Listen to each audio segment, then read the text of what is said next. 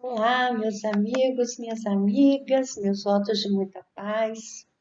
Este é o estudo do Evangelho da Federação Espírita do Estado do Espírito Santo. Estamos estudando o Evangelho segundo São João. Queremos manter contato diretamente com o texto bíblico no nosso estudo. E nosso objetivo é compreender o texto pela análise dos versículos à luz do Espiritismo.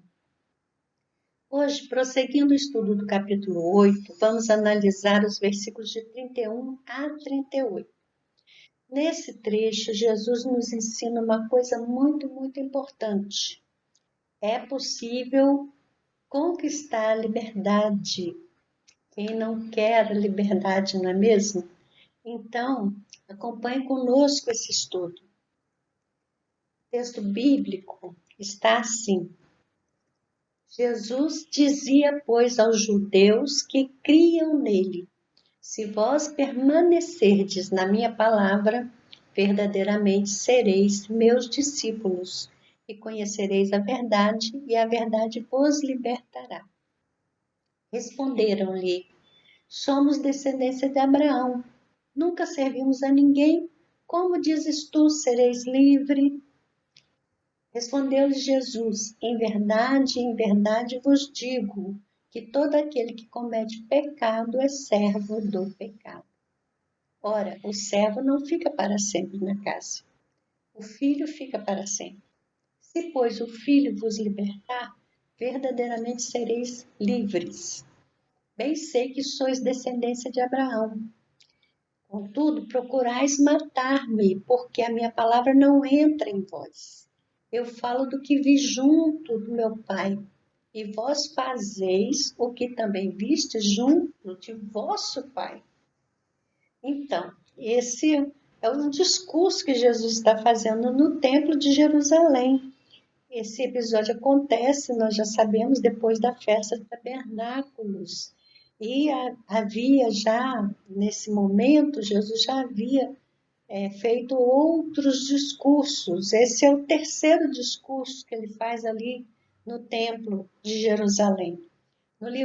Na coleção Sabedoria do Evangelho, o Carlos Torres Pastorino explica o seguinte: esta terceira palestra de Jesus, já agora no pátio do templo, esse pátio do templo era o único lugar que ainda não estava terminada a construção, então tinha pedras no chão.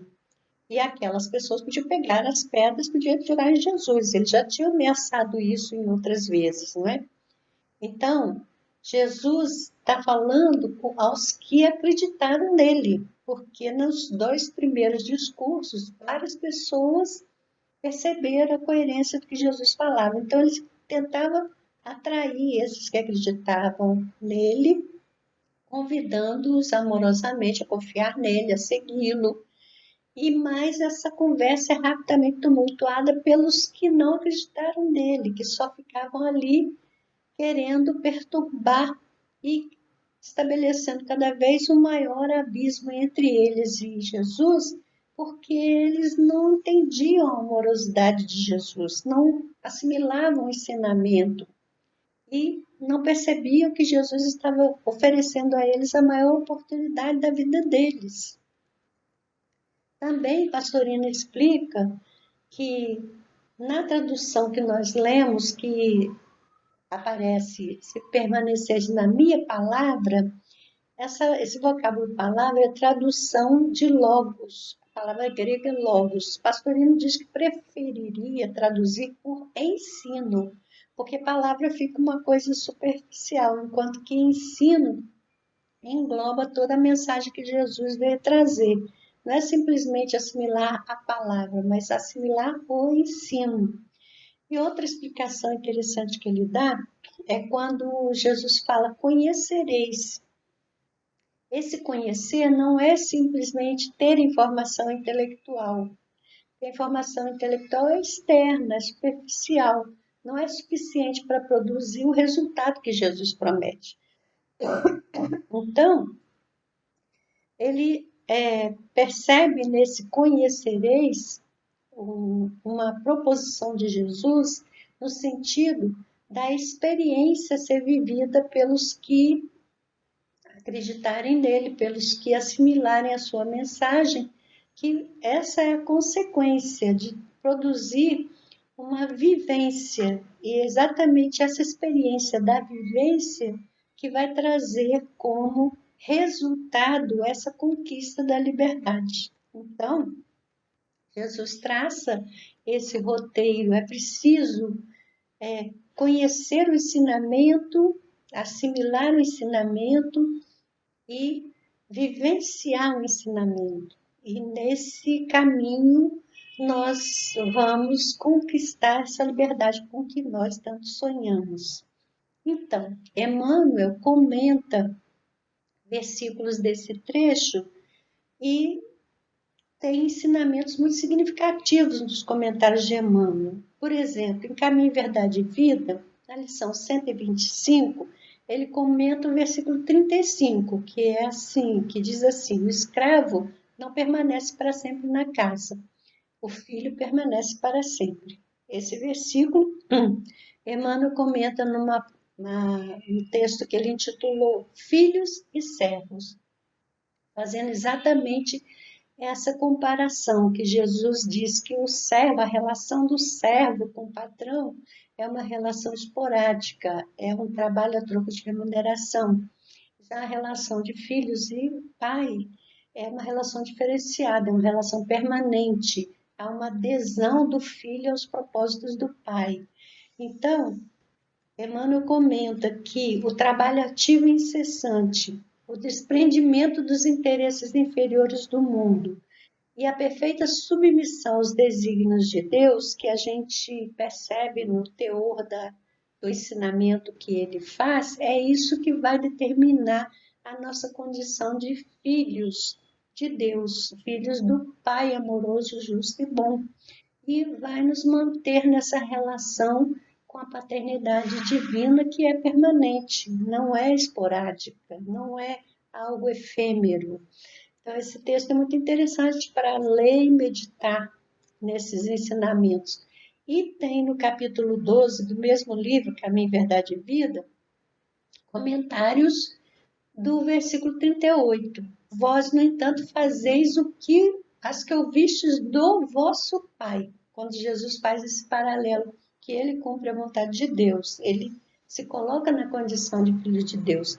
Mas aqueles que o perseguiam, que queriam matá-lo, não estavam fazendo a vontade de Deus, que é a bondade e a misericórdia infinita. Eles estavam copiando outro modelo. Então, Emmanuel utiliza esse versículo para comentar que no mundo atualmente, a educação que se preconiza é uma educação pela liberdade plena de instintos do homem, não é a liberdade que Jesus promete. E ele destaca que os pais humanos têm que ser os primeiros mentores da criatura e da missão cumprida de paternidade e maternidade é que decorre a construção dessa sociedade melhor e mais justa. Então, ele destaca essa importância da figura paterna, da figura materna, da educação.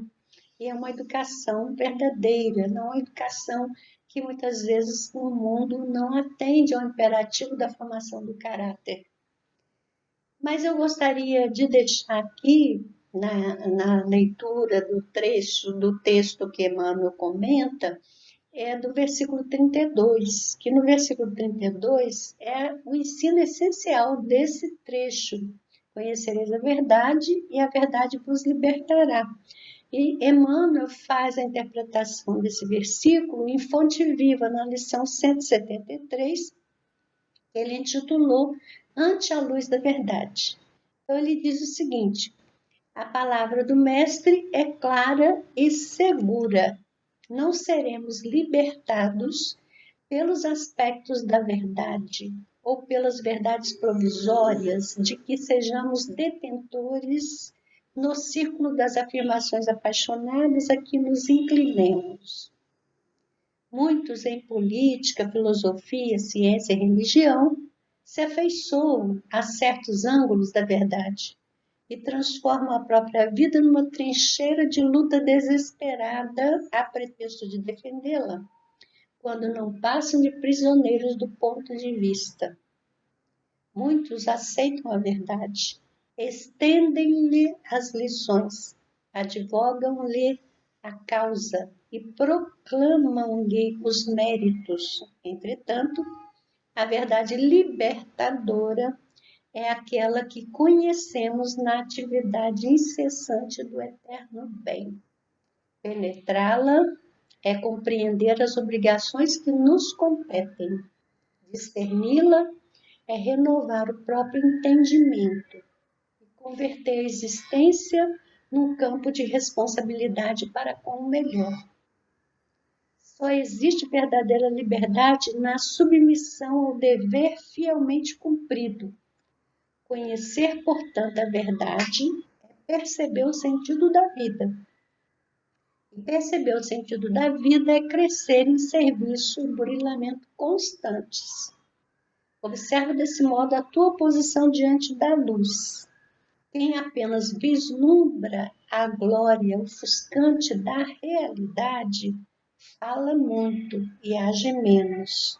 Quem, todavia, lhe penetra a grandeza indefinível, age mais, fala menos.